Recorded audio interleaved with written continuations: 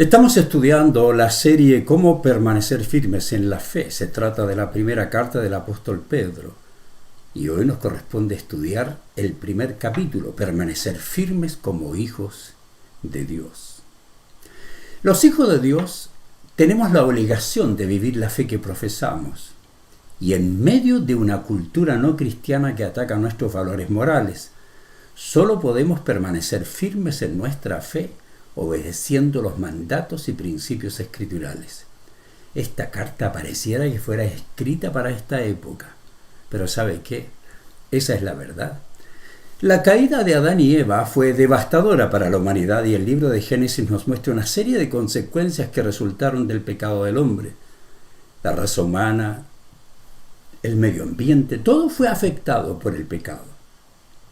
Adán y Eva fueron convencidos por Satanás que sus caminos, que sus ideas, que sus gustos eran mejores que los mandamientos divinos. Tremenda mentira de Satanás, y ellos la creyeron. Algunos todavía siguen creyendo la misma mentira. El plan divino incluía la salvación y el Salvador. Ese Salvador no solo vino para salvarnos del dominio del pecado, sino también para darnos la seguridad de que podemos vivir para siempre con Dios. Cristo vino para llevarnos al cielo y para que disfrutemos con Él por toda la eternidad.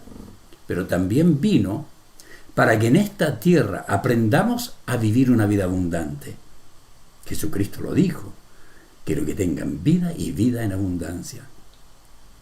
Jesucristo vino para que podamos vivir en ese reino que Él había creado, totalmente diferente a este mundo. Él vino para que ese reino sea establecido, lo disfrutemos de su creación y lo disfrute el hombre creado por Él. El reino de Dios no tiene un lugar geográfico, sino que nuestro Rey reina sobre todo y todo lo que se sujeta a su dominio y reinado es parte del reino de Dios. Los seres humanos que sean incluidos en su reino, los que son llamados y por ello pueden reconocer a Cristo como su Salvador, pasan a formar parte de su reino. Escucha bien mis declaraciones, note. No dije aquellos que aceptan a Cristo y es su Salvador, dije aquellos que son llamados y por ello pueden reconocer a Cristo como el Salvador, pasan a formar parte de su reino. Luego, por el amor, la salvación recibida, por la gracia, el perdón, el Espíritu recibido, la palabra recibida, los principios y mandamientos recibidos, esos hijos lo reconocen como Señor de sus vidas. Nuestro Rey nos incluye en su reino. Nosotros debemos vivir conforme a la demanda del Rey y del reino independientemente del lugar en que vivimos, la cultura que tengamos, el partido político que sigamos, la educación que hayamos tenido, el idioma que hablemos, las circunstancias que vivamos. Jesús declaró que su venida a este mundo no era un lugar, ni era con otra razón, sino que el reino que Él lideraba se extendiera. Y cuando la gente lo quería retener, Él dijo: es necesario que también vaya a otras ciudades a anunciar el evangelio del reino de Dios, porque para esto he sido enviado. Lucas 4:43. Desde la antigüedad, en sus distintos cautiverios, incluyendo el de Babilonia, los judíos esperaban la venida del Mesías prometido. Esperaban la liberación, su rey. Esperaban a los ejércitos que le acompañarían. Pero Jesús venía a establecer un reino diferente de lo que ellos esperaban. Y por ello les advirtió: van a ser odiados. Necesitan permanecer firmes en la fe. El odio y la persecución no solo ocurriría en medio de la cultura y la sociedad, sino aún de parte de las autoridades. Y también les dijo que esto ocurriría dentro de la familia. ¿Recuerda la advertencia del Maestro? No crean que vine a traer paz a la tierra. No vine a traer paz, sino espada, dice Cristo. He venido a poner a un hombre contra su padre, a una hija contra su madre y a una nuera contra su suegra. Sus enemigos estarán dentro de su propia casa. Si amas a tu padre o a tu madre o a un partido político, a tus ideas, tu cultura, más que a mí, no eres digno de ser mío. Si amas a tu hijo o a tu hija más que a mí, no eres digno de ser mío.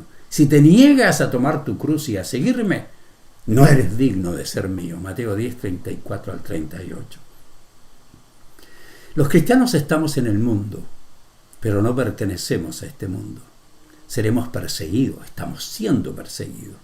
A algunos de ustedes no les duele porque no les duele la sana doctrina, no les duelen los valores morales, no les interesa, le interesan que los pobres, que por allí, que los pobres y los pobres, no les interesa la fe.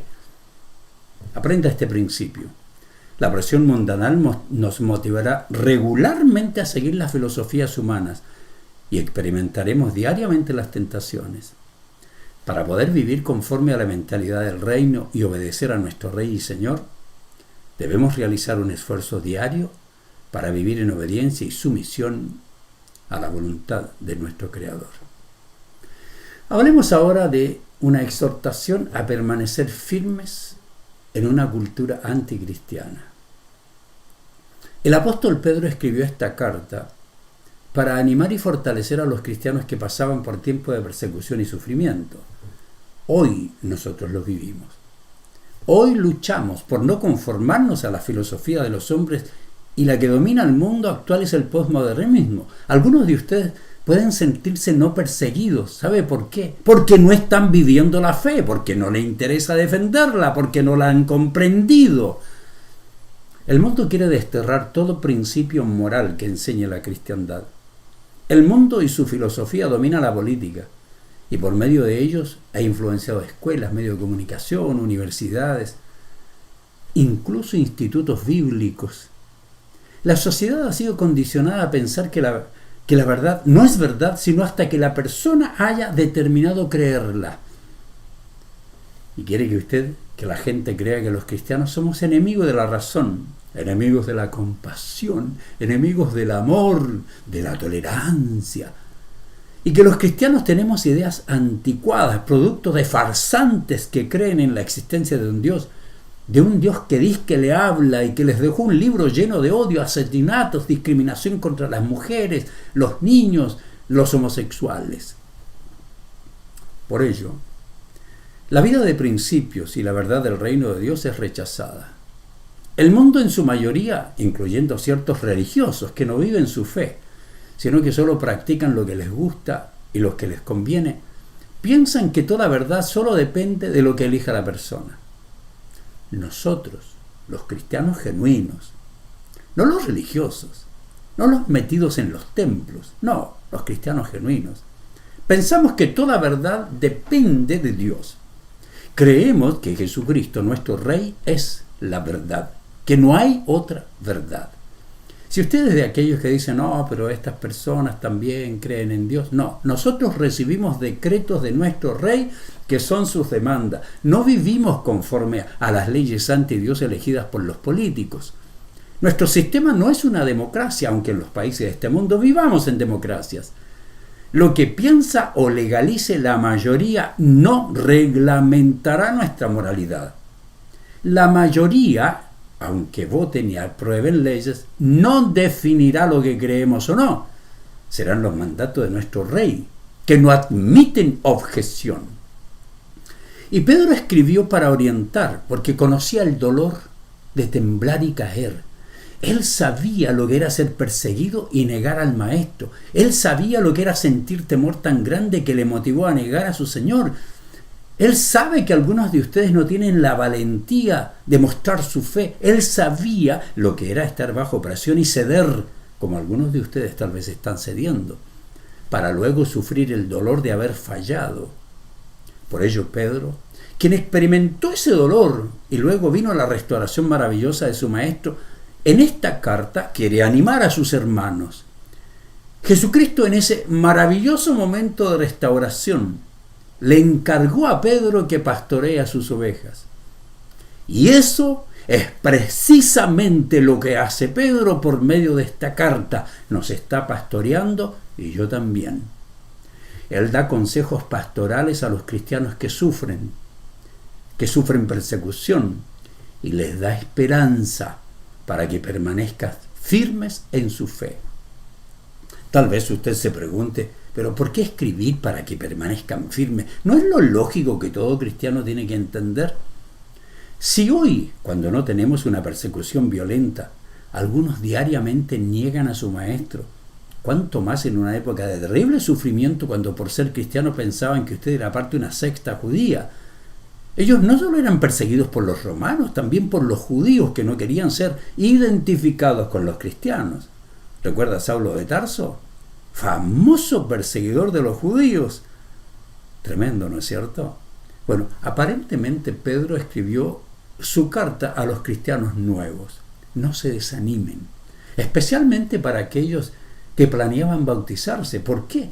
Recuerde, no era fácil, era peligroso declarar a Jesucristo el Kyrios, el Señor.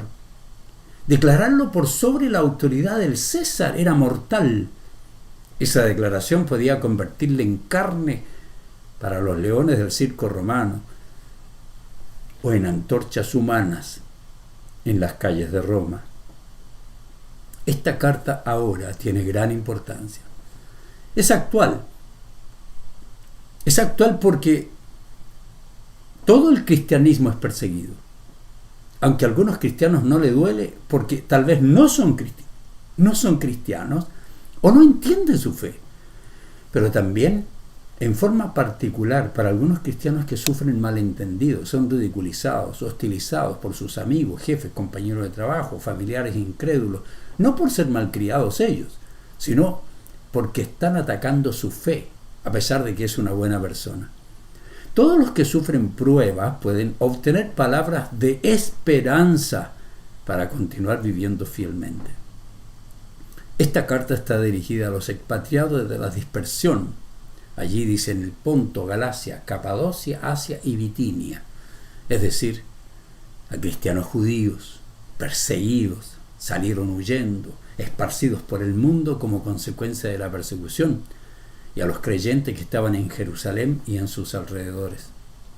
Recuerde que los primeros creyentes y líderes de la iglesia primitiva fueron judíos, fueron duramente perseguidos, y por eso Pedro escribe para animarlos, para enseñarles verdades profundas para su vida cristiana. Por eso la estoy enseñando a usted, porque si usted es un buen cristiano que ama a Dios, entiende su doctrina, su teología, si entiende también su ética, usted está siendo perseguido. Si no, ni lo nota. En esta parte de la carta que vamos a estudiar, Pedro les exhorta a permanecer firmes, porque fuimos escogidos por elección soberana. Hablemos de esto. Firmes, porque fuimos escogidos por elección soberana, y vamos a enfocar en el versículo 2 ahora. Escuche este principio. El cristiano fue elegido por la sabiduría divina para obedecer, vivir en santidad, y disfrutan la gracia y paz que Dios da para que no cedamos a la permanente presión de la mundanalidad. Esto es lo que vamos a estudiar. Dice Pedro, versículo 2, elegidos según la presciencia de Dios Padre en santificación del Espíritu para obedecer y ser rociados con la sangre de Cristo. Gracia y paz os sean multiplicadas. Pedro declara que los cristianos hemos sido elegidos por decisión soberana de Dios el Padre. Usted no eligió a Dios, Dios lo eligió a usted. Por eso debemos vivir con inmensa gratitud. No eran escogidos solo los judíos como un pueblo especial, sino todo cristiano, judíos y gentiles, que son llamados por Jesucristo, el único camino, la única verdad y vida, el único Rey, el único Señor. No existe ninguna prueba o sufrimiento que pueda impedir nuestra permanencia en el reino, por fuerte que sea, ni circunstancia que nos pueda quitar la salvación que nos entregó soberanamente nuestro Dios al elegirnos según su presciencia. Observe que este versículo, a pesar de que algunos dicen que en la Biblia no se menciona la Trinidad o no habla de la Trinidad, se menciona a las tres personas de la Trinidad. Todos estuvieron involucrados en nuestra salvación. Y Pablo confirma lo que escribe Pedro, diciéndonos que el Padre estuvo involucrado, pues nos escogió antes que nosotros lo eligiéramos a Él. Pablo escribe, incluso antes de haber hecho al mundo, Dios nos amó y nos eligió en Cristo para que seamos santos e intachables a sus ojos. Efesios 1:4. Jesucristo murió por nosotros cuando éramos pecadores. Y Pablo confirma la participación de Cristo con estas palabras. Incluso antes de haber hecho al mundo, Dios nos amó y nos eligió en Cristo para que seamos santos e intachables a sus ojos. Romanos 5, versículos 6 al 10. El Espíritu Santo obra en nuestra vida para darnos salvación. Nos aparta, nos santifica, nos aparta para el servicio de Dios. Y el apóstol Pablo comunica la misma verdad que nos entrega el apóstol Pedro. Ambos nos dicen que debemos permanecer firmes en la fe como hijos de Dios. Note ahora lo que ordena Pablo. En cuanto a nosotros, no podemos más que agradecerle a Dios. Esta es la vida de un cristiano. Si un cristiano no vive una vida agradecida, no, tengo dudas que sea cristiano. En cuanto a nosotros, no podemos más que agradecerle a Dios por ustedes, queridos hermanos, amados en el Señor. Siempre estamos agradecidos de Dios, que los eligió para que estén entre los primeros en experimentar la salvación. Una salvación que viene del Espíritu, ¿notó? Dios y el Espíritu, que los hace santos y por creer en la verdad. A Él los llamó a la salvación cuando le anunciamos la buena noticia. Ahora pueden participar de la gloria de nuestro Señor Jesucristo. Nota, Padre, Espíritu Santo, Hijo. Y luego concluye, con todo esto en mente, amados hermanos, permanezcan firmes. Sigan bien aferrados a las enseñanzas que les transmitimos tanto en persona como por carta. 2 Tesalonicenses 2, 13 al 15. Eso es lo que le pido. Usted va a tener que conocer su fe muy bien y mantenerse firme en ella. Qué palabras tan maravillosas, ¿no? Hay un propósito para nuestra existencia. El mensaje para los hijos de Dios perseguidos por su fe fue que Dios nos escogió, que somos parte de su reino, que hemos sido santificados y separados para la gloria de Dios. Por eso somos perseguidos. El mensaje es que el sufrimiento no puede quitarnos nuestra fe, sino que a través de él ganamos perspectiva, somos más profundos, más maduros. Es el sufrimiento el que nos permite crecer si nos mantenemos aferrados a las órdenes y principios divinos. Observe lo que nos comunica este primer versículo. Me encanta lo que dice. Fuimos elegidos, primero, para obedecer. ¿Recuerda el versículo? Fuimos elegidos para obedecer.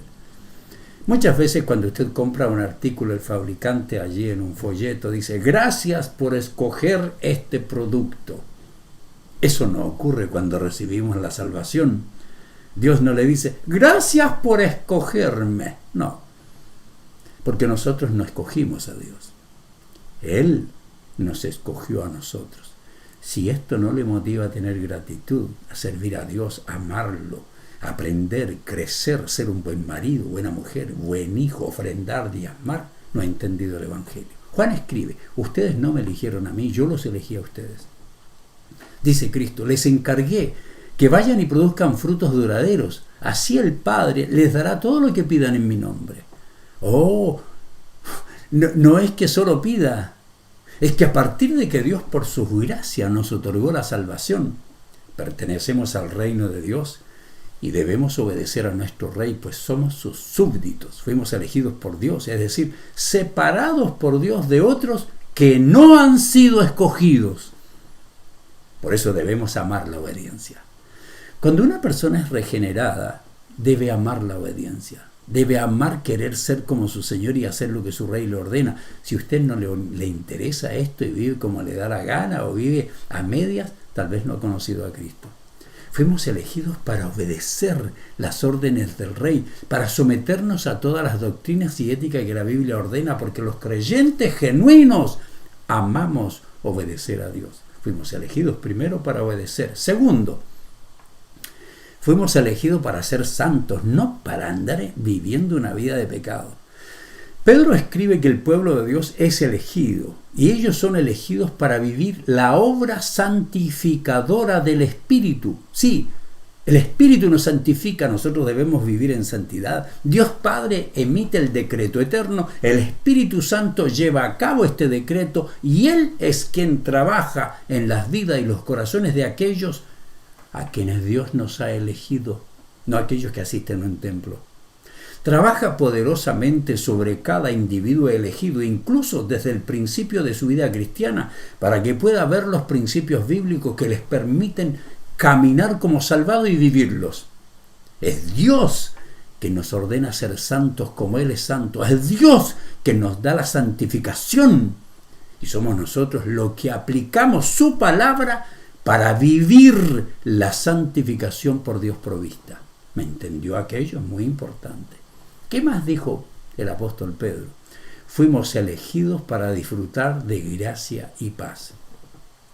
En toda su carta, Pedro está comunicando a los cristianos que han sido elegidos y separados, y así como esta separación nos permite una relación de amor con el Salvador, también cambia totalmente nuestra relación con el mundo que odia a Dios, aunque el que odia a Dios sea su marido, su mujer, sus hijos, sus padres, los políticos.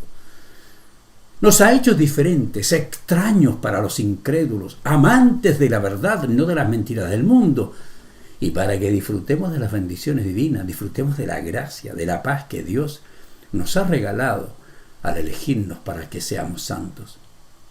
Por esta razón los cristianos enfrentaremos oposición, persecución, pero en medio de todo Dios ha prometido su gracia y paz. Para los que tenemos a Cristo, esta es una gran verdad. La gracia y la paz son multiplicadas por la acción de Cristo en nuestra vida. La explicación de esto viene en los versículos 3 al 9 que vamos a estudiar próximamente. Allí se nos dice que la gracia y la paz vienen a fin de que podamos regocijarnos en tiempos de sufrimiento y podamos vivir en la gracia y paz que recibimos por la acción de Jesucristo en nuestra vida, y por ello podemos permanecer firmes en nuestra fe y regocijarnos en medio del sufrimiento. Querido, esta carta está llena de doctrina y usted está escuchando declaraciones que tienen que poner mucha atención. ¿Cómo puedo concluir esta primera parte de este primer capítulo con esto?